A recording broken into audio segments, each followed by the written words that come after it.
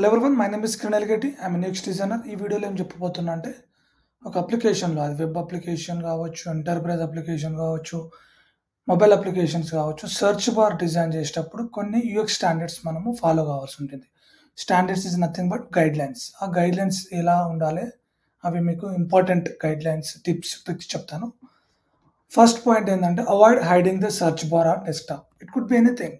Mobile వర్షన్లో కానీ వెబ్లో కానీ సెర్చ్ బార్ని ప్రామినెంట్గా పెద్దగా పెట్టాలి. లైక్ టెక్స్ట్ ఫీల్డ్ పెట్టి అందులో సెర్చ్ అంటే మ్యాగ్నిఫై ఐకాన్ పెట్టి, లేదంటే టెక్స్ట్ ఫీల్డ్ పక్కన సెర్చ్ బటన్ పెట్టి మనం ప్రామినెంట్గా చూపిస్తే user can make the actions fastly.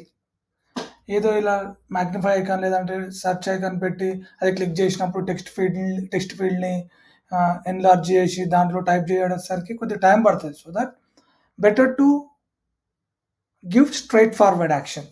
అంటే డైరెక్ట్ హైడ్ చేసే బదులు ఇట్లా డైరెక్ట్గా పెట్టడం it's a best guideline, UX guide line.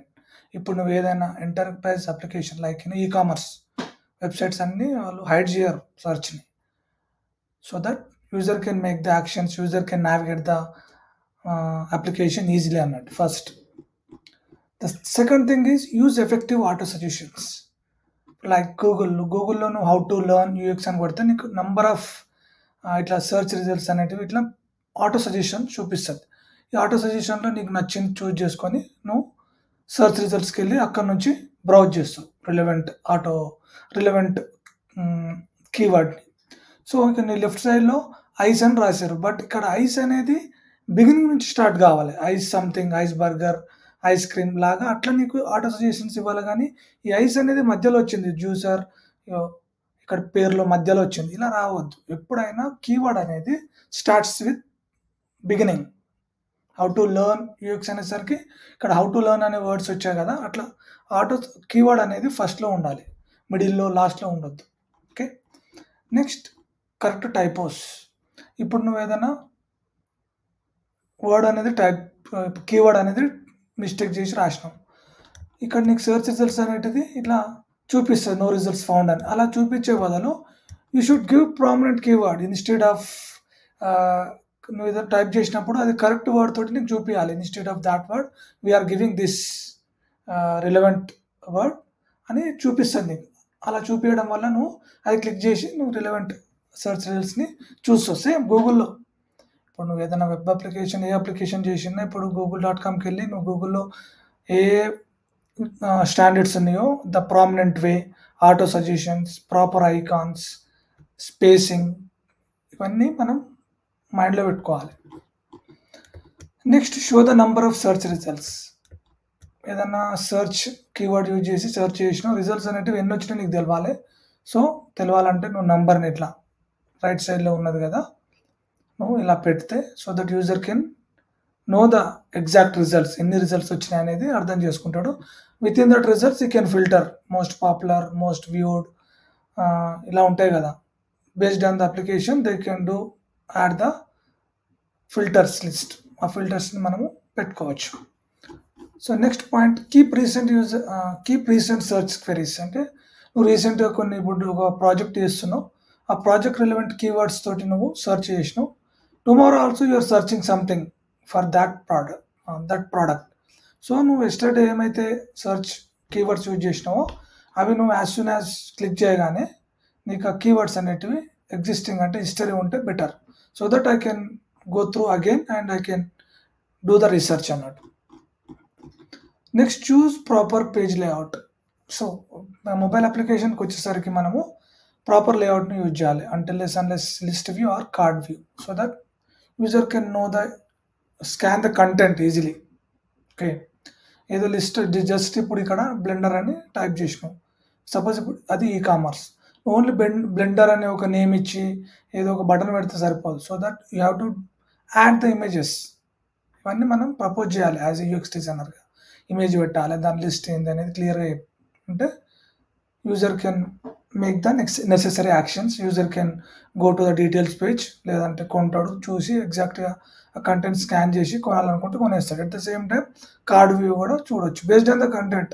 ఒక కంటెంట్ ఎక్కువ ఉంది అనుకో లిస్ట్ వ్యూ పెడితే బెటర్, కంటెంట్ తక్కువ ఉంది అనుకో ఇట్లా కార్డ్ వ్యూ పెట్టుకుంటే ఈజీ అన్నట్టు layout. Where it comes to web same ఇలానే వాడొచ్చు.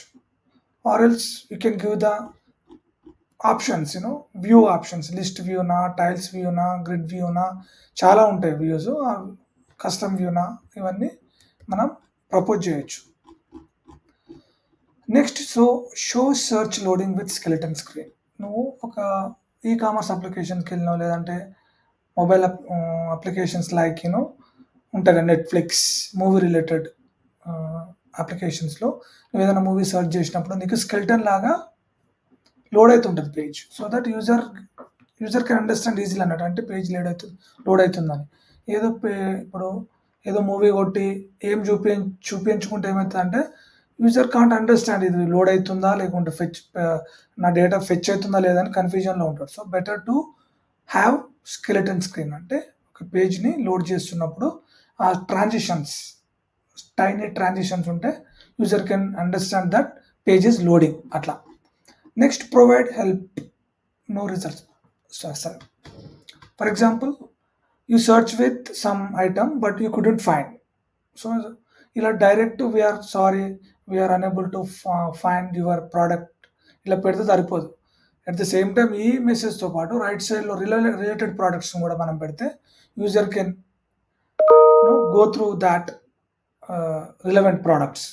సో మళ్ళీ అగైన్ అతను సర్చ్కి వెళ్ళి మళ్ళీ ప్రోడక్ట్ని సెర్చ్ చేసేంత టైం ఉండదు కాబట్టి టిప్స్, ఇలాంటి రిజల్ట్స్, హెల్ప్ఫుల్ టిప్స్ ఇస్తే బెటర్ అన్నట్టు.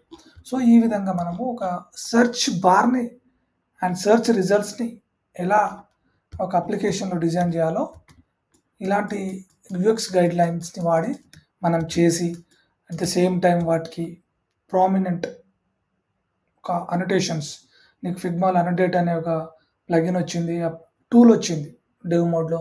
అలాంటి ప్లగిన్స్ యూజ్ చేసి ప్రాపర్ హైలైట్స్ చేసుకుంటా అనోటేషన్స్ రాస్తే క్లయింట్స్కి, డెవలపర్స్కి, ఫెలో డిజైనర్స్కి అందరికి అర్థమవుతుంది.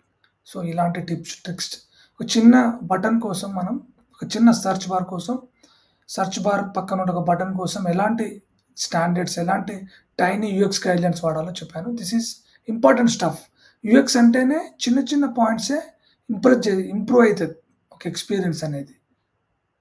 డైరెక్ట్ డిజైన్స్ పైన ఫోకస్ చేసి డిజైన్ బాగుందని చూడరు.